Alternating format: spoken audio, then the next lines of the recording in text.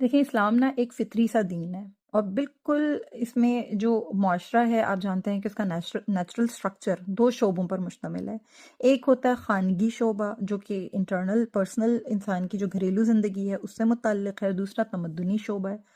جو بیرون خانہ کے تمام تر امور ہیں اور حصول معاش ہے وغیرہ، اس کی تمام ذمہ داری مرد کے سپرد کی گئی ہے۔ اور جو اندرون خانہ کا تعلق ہے، جو انٹرنل لائف کا تعلق ہے، جو ہماری خانگی زندگی ہے،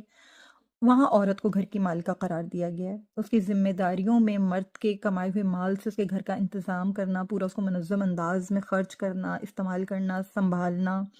پھر مرد کے لیے سکون مہیا کرنا، اس کی خدمت کرنا، اس کے بچوں کی صحیح پرورش کرنا، نگہداشت کرنا، اور جتنے بھی امور خانہ داری ہیں ان کو خوبصورت انداز میں سر انجام دینا شامل ہے۔ عورت پر ان تمام امور کی ذمہ داری کے بارے میں واضح ہدایات موجود ہیں، نبی کریم صلی اللہ علیہ وآلہ وسلم کے واضح ارشادات موجود